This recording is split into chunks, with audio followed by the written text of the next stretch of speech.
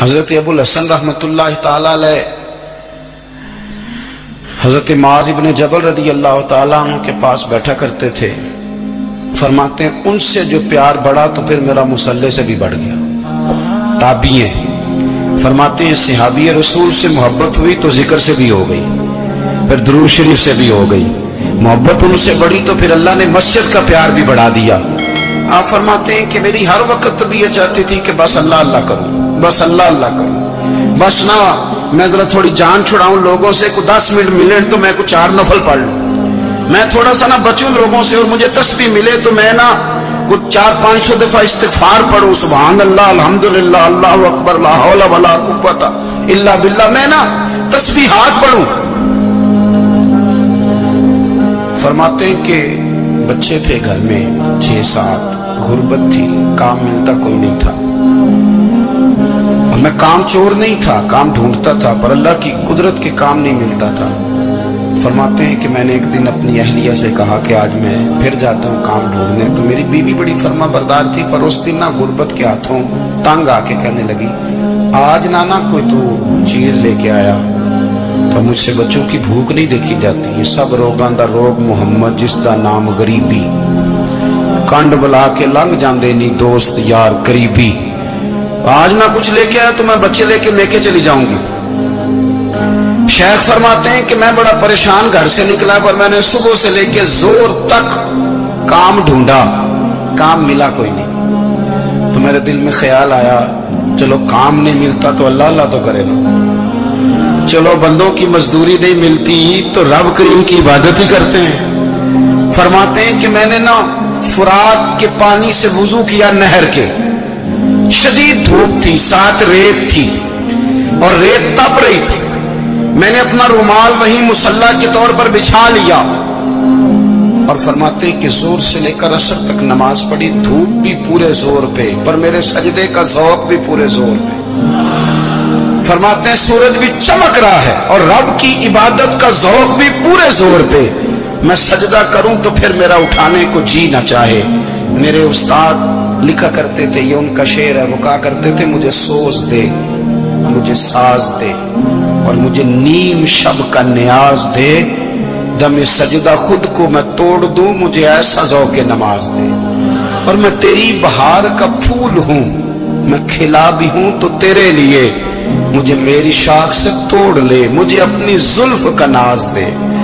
بھائی فرماتے ہیں کہ عصر تک میں نے نفل پڑھے, دل ڈھلنے لگا, عصر کی نماز پڑھی اور میں وہاں سے چلا.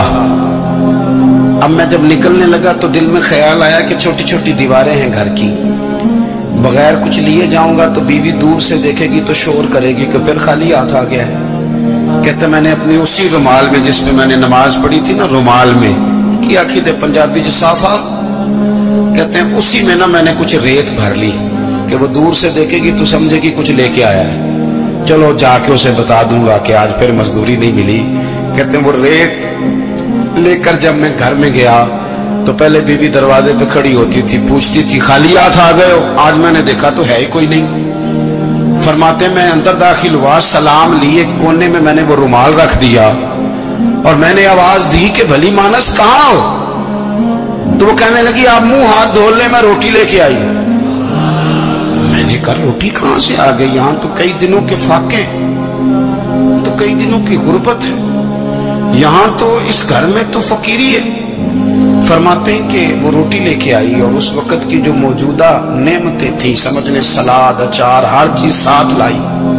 میں نے کہا کہ بچے کہاں گئے؟ کہنے لگی وہ کھانا کھا کے کھیلنے گئے, آپ کھانا کھا لیں آ جاتے. کھانا اس نے چن دیا. میں نے حیرت انگیز لہجے میں ساری نعمتیں اپنے دسترخوان پہ دیکھ کر کے بیوی سے پوچھا یہ کہاں سے آیا کھانا, بچوں کو تو نے کہاں سے کھانا کھلایا, یہ سارا کچھ کیسا ہے؟ کہنے لگی پتہ نہیں آج آپ کس کریم کی مزدوری کرنے چلے گئے تھے, پتہ نہیں کس کریم کی, میرے گھر میں تو اتنی نعمتیں آئی ہیں کہ مجھ سے سنبھالی نہیں جا رہی, اتنا اناج ہے, اتنا گندم ہے, کس کریم کے دروازے آج چلے گئے تھے؟ یہ کہتے کہتے وہ اٹھی اور اٹھ کر کے کہنے لگی پہلے بڑا کچھ آیا تھا, اب کیا لے آئے ہو؟ اور جا کر کے نا اس نے وہ ریت والا رومال کھولا کہنے لگے میں تو لے کے آیا تھا ریت، تو میرے رب نے اسے بھی سونے اور ہیرے بنا دیا تھا۔ جب آپ کی توجہ اللہ کی جانب، میرے نبی پاک صلی اللہ تعالی علیہ وسلم نے فرمایا ہر چیز اپنے رب سے مانگ، ہر چیز مانگ، ہر چیز مانگ۔ یا رسول اللہ کیا کچھ؟ میرے محبوب نے فرمایا تیرے گھر میں نمک بھی ختم ہو جائے تو وہ بھی اپنے رب سے مانگا کر، تو مانگنا وہ تجھے دے گا، تو اس کی بارگاہ میں کشکول طلب دراز تو کرنا۔ اور ترمذی شریف میں عجیب لفظ ہے، رسول کائنات نے فرمایا، رب کریم فرماتا ہے جب میرا بندہ ہاتھ اٹھاتا ہے نا تو مجھے حیا آتی ہے کہ میں خالی کیسے لوٹا دوں اس کے۔ اتنے بڑے بادشاہ کی بارگاہ میں، او بھائی لوگوں سے عزتیں تلاش کرتے ہو تو وہ کیا تمہیں عزت دیں گے؟ وہ تو کل اچھا کہتے ہیں پرسوں برا کہنے لگ جاتے ہیں۔ لوگوں کے سامنے گڈ بک میں آنا چاہو گے تو وہ تو سویرے تمہارے بارے میں کچھ کہیں گے، شام کچھ اور کہیں گے۔ اپنی روحانی زندگی آباد کریں، اپنے مسلح کو وقت دیں، اور دنیا سے چھپ کر اس موبائل کو بند کر کے اور اپنے آپ سے بھی چھپ کے اور تنہا ہو کے چھپا کے سارا کچھ اپنے آنسو اپنے رب کی بارگاہ میں پیش کریں، اس کے حضور حاضری دیں۔